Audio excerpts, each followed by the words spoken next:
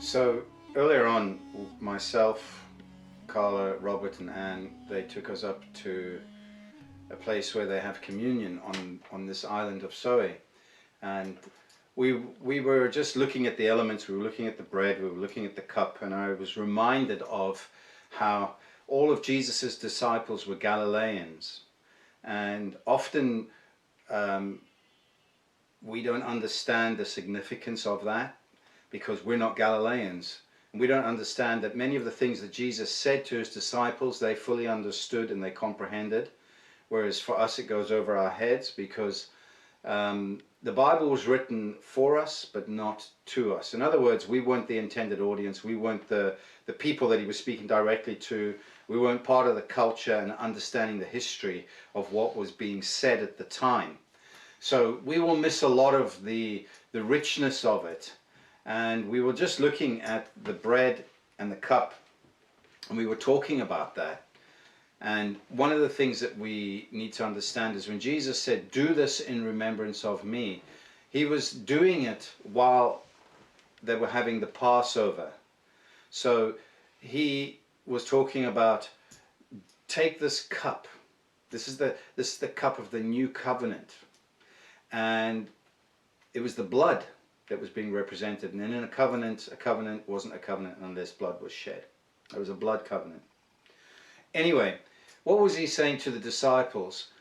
They understood immediately what he was saying. So in a Galilean wedding, what you will find is it was completely different to any other Jewish wedding. They had a very separate kind of culture in many ways from the rest of the Jewish population that lived in Israel at the time of Jesus.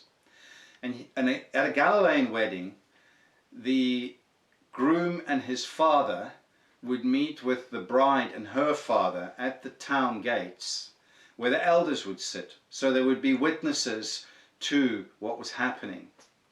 And here's what would happen. The groom and his father would approach the bride and her father, and they would bring out a contract, a covenant, which would have the terms and conditions of the marriage, and they would read them out, and the bride and her father would look at the terms, and they would either agree to the terms or disagree to the terms. So this covenant that they were about to enter into was a betrothal covenant, and if they agreed to it, then a dowry would be given to the bride's father.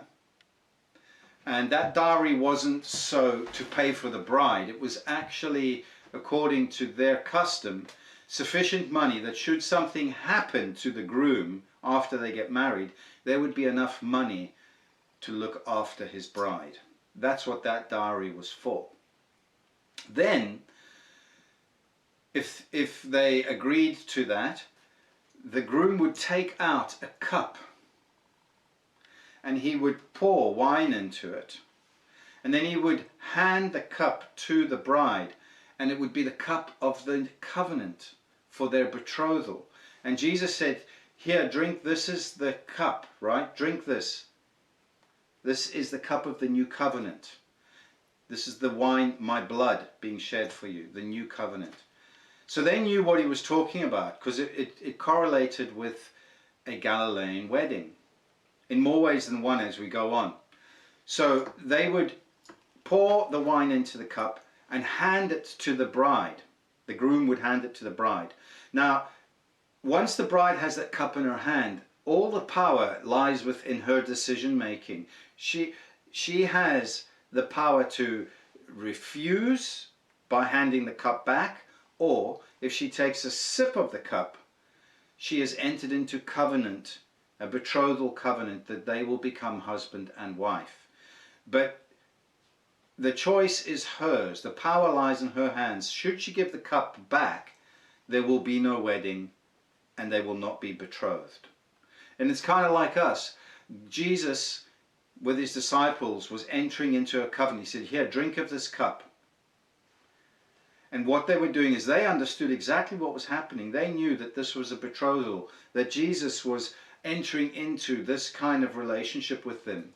And he goes back, and then Jesus says to them, "Now, I am going to the Father, but when I go to the Father, I will come back and get you.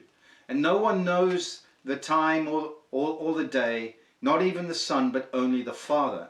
And that was a direct reference to a Galilean custom for the betrothal. And here's how it worked. So once that bride drinks of that cup and hands it back to the groom, he drinks of that cup. They are betrothed.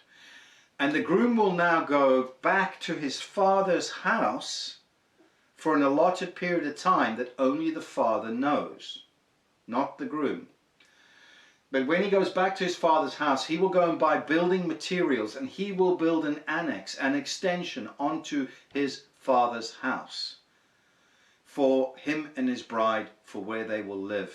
So he says, I am going away, but I'm going to come back and I'm going to take you to be with me. So, in my Father's house are many mansions, is the same thing that Jesus says, right? So he is going to go. He said, I'm going to go, but I will come back. And when I come back, I'm going to take you to be with me. So he's talking about the Galilean wedding procedure and custom.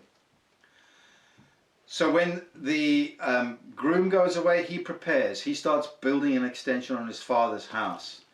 The bride-to-be, she will go and buy all the materials for her gown, her wedding gown, her dress, and it must be pure, spotless white linen. And along with her bridesmaids, they will also buy theirs as well.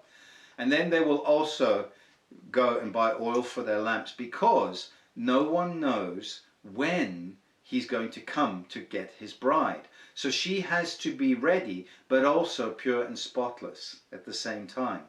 And so do her bridesmaids.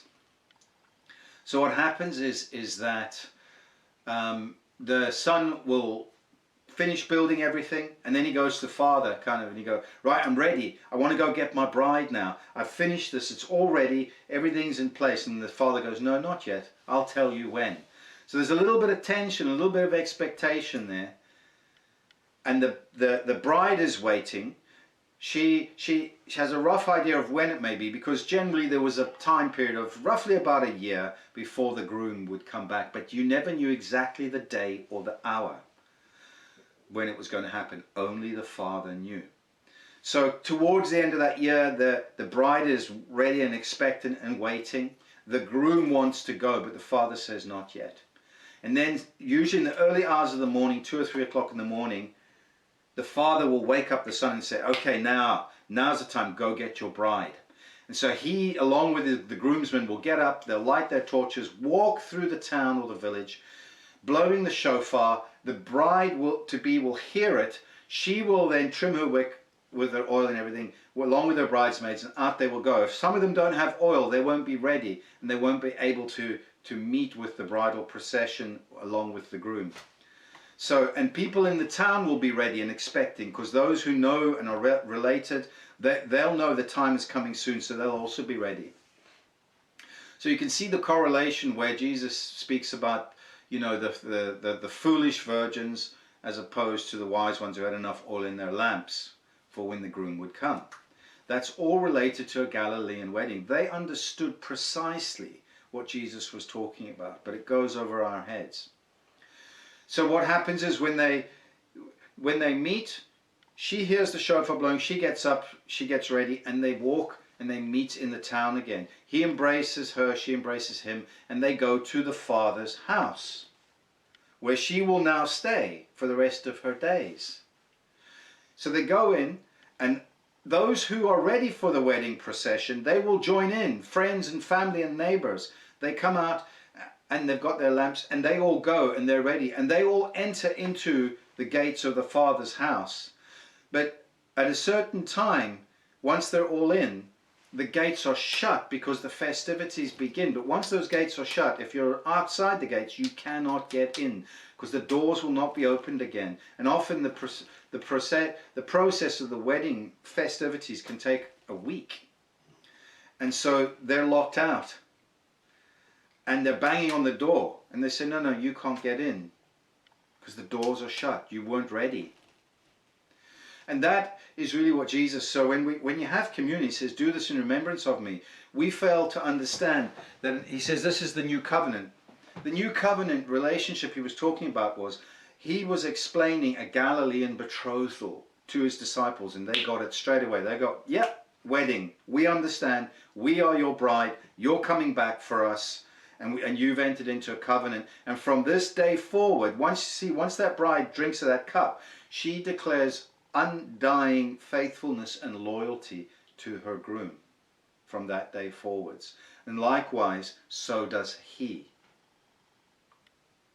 And you see, that's where it says he is faithful and true. He will never leave us. He'll never forsake us, because he has undying loyalty. So when we enter into a relationship with Jesus, we're entering into that covenant relationship with him, which is signified every time we take of the bread and drink of the cup. He says, do this in remembrance of me. What are we remembering? That we are in a covenant relationship with him, and he is coming back for us at a time that only the Father knows, but we need to be ready for him.